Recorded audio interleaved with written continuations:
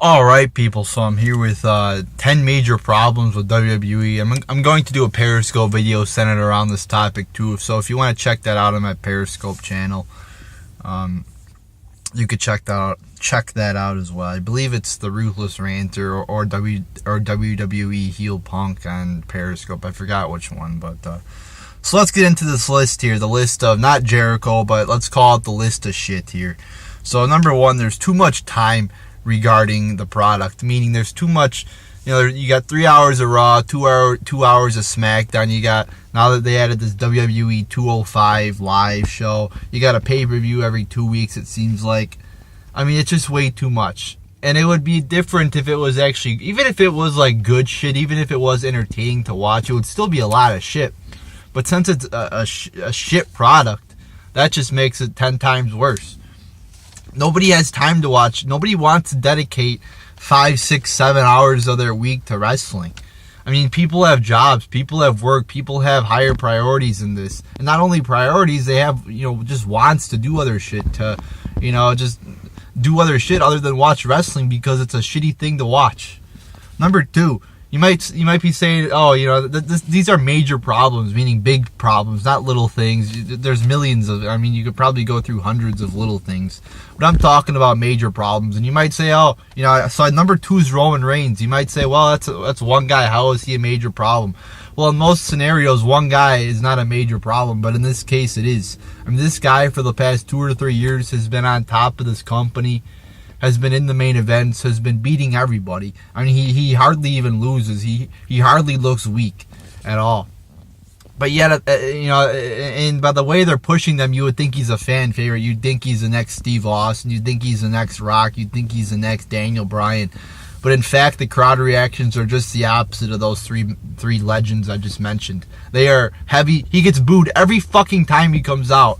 And he's their top babyface, yet they keep pushing him right down our motherfucking throats. So, and he's a terrible wrestler. He does like 5 fucking moves. He does a jumping punch. He does a jumping clothesline. He has a horrible moveset. He can't even fucking cut a promo. They don't even let him cut promos more than 2 minutes. So in all these feuds that he's in, with Kevin Owens, and other people, you can never have a legitimate build to it because they don't let him on the mic ever, because he sucks on the mic. But yet we're not going to let him talk, but we're going to put him in the main event. It just doesn't make any sense at all. I could go on about Roman Reigns, but in a nutshell, he sucks. Number 3, the GM situation. The GM situation is horrible. Like I said, you got, a couple legends there as your GMs, Daniel Bryan and Mick Foley, and they're not really in any, roles where they're that entertaining or exciting. And also, why are there like 2 separate GMs? I don't understand how this works. I guess Stephanie's supposed to, Stephanie appoints Mick Foley to do her job. It's kind of confusing. It's kind of a clusterfuck. And Mick Foley makes decisions without Stephanie's approval. Stephanie, it's just, I don't know how the fuck this is supposed to work. I don't know why there's 2 of them. Why can't there just be one GM and then another GM? It kind of looks, this looks weird to me. So, and like I said, you have Daniel Bryan, a guy who's has quite a career in this company, and he's delegated to SmackDown GM.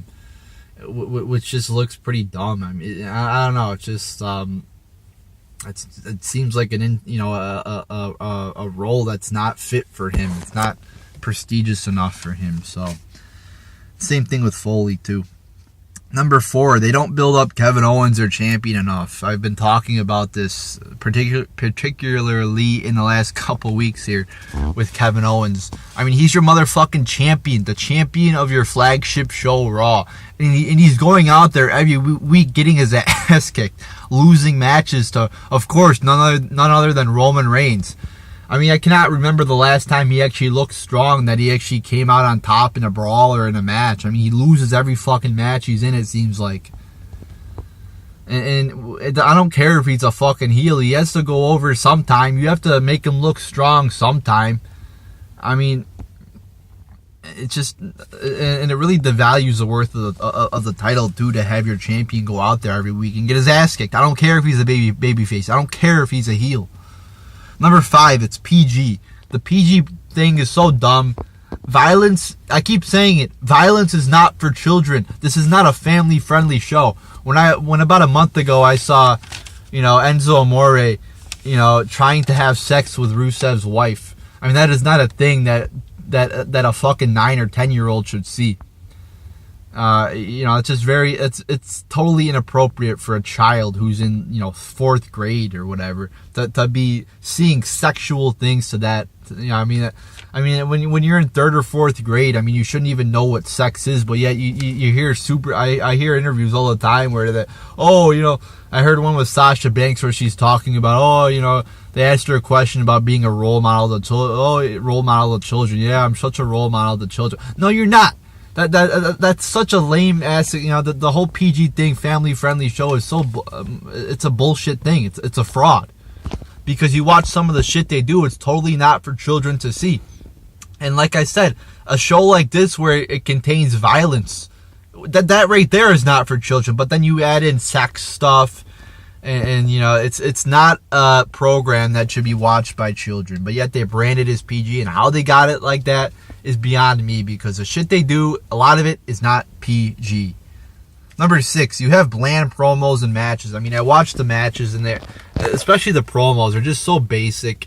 The feuds are so basic. I'll add feuds to that too. Boring promos, matches, and feuds. It's just, there's nothing unique to it. There's nothing to spice it up. There's nothing to make it interesting. There's nothing that makes them stand out. It's just, they put 2 guys out there and they cut a little promo for like 3 minutes. They don't even give them. You figure on a 3-hour show, you'd give them a lot of time to cut promos and shit. But a lot of the time they don't even give them a lot of time to cut promos. Sometimes it's like a 3 or 4 minute promo and that's it. So promos are bland. The matches are bland. Most of them are 5-minute matches where they just go through their regular moveset, and there's no unique moves. There's no interesting moves.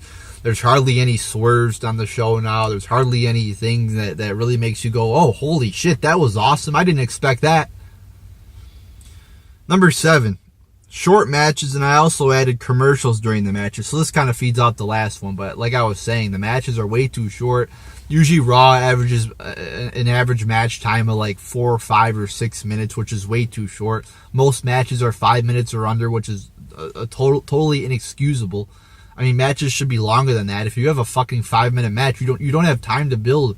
You need I think for most matches at least 10 minutes to. And like I said, you have a 3-hour show, so you have time to do all this shit. So if you have having a match, if you give them 5 minutes, the match is going to be rushed. You're not going to have a good match. And also I feel the commercials during the middle of the match really stops the flow of the match. It hinders the momentum of the match. And it's like a fucking, you have 3 minutes of match time commercial, then you finish off with two more minutes after the commercial. It's like you're pretty much, almost like half the match is on commercial almost. It really hinders the flow of the match. So in some matches I'm watching, like they'll have 2 commercials during the match. That's totally dumb. Like I said, it really hinders the flow of the match. And then you get back from commercial, it's almost like you forgot about what happened because of the commercial. It interrupts your train of thought. Number 8, the builds to the pay-per-view suck. Kind of, again, going off the bland promos.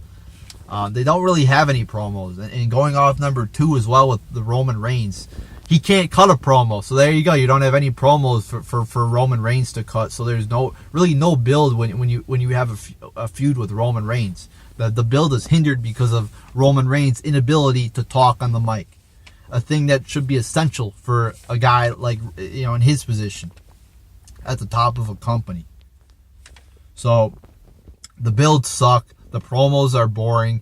The feuds are boring. They don't build at all the pay-per-view. Some of these matches, they have like zero build whatsoever to them. It's a pay-per-view match. It's a special match. You should have some type of build to hype it up or make it interesting, or some element to make the matches like, I can't wait to see this or to see what happens. Or they should really create some more heat between the two people in feuds too. Something to create heat between the two guys. So, number 9, there's no time or energy put into the different divisions. Like I put the tag team that division is pretty bland. I mean, how many legitimate tag teams do you have in that division? Not many. Probably the New Day and Cesaro and Sheamus. Other than that, I mean, the other tag teams are just jobber tag teams that nobody takes seriously. The women's division is another shit division. I mean, how many legitimate people in that division do you have? Probably Charlotte, Sasha Banks, and they're trying to hype up Bayley now. But what has Bayley done? I mean, all she does is go around hugging people like a fucking child. I mean, so you really have two legitimate... I mean, all they've done for the past pretty much 5 months is Charlotte versus Sasha Banks. That's all they focused on, nothing else. Everybody else is an afterthought. Everybody else, like I said, nobody gives a shit about. And with the Cruiserweight division, like I said, you figure they have 3 hours of Raw. You figure that they could put some time in there to have like promos between the Cruiserweights, or like actually create feuds instead of just having fucking 4 or 5 minute matches every week. And that's another thing. Like I was saying before, the 4 or 5 minute matches, they don't work.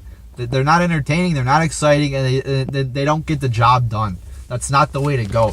Give them fucking 10-minute matches and give them some promo time as well. Like I said, you have fucking 3 hours of Raw. So cut out the bullshit with, the golden truth, rapping like motherfucking retards. Or shit with like, Bo Dallas or Curtis Axel, or just jobbers nobody cares about. And the last one, right here, last major problem, I believe the part-timers and the older wrestlers are given too much. Meaning, like, Brock Lesnar's given the WWE Championship, but he's not there. He's not there to defend it. He's not there on Raw.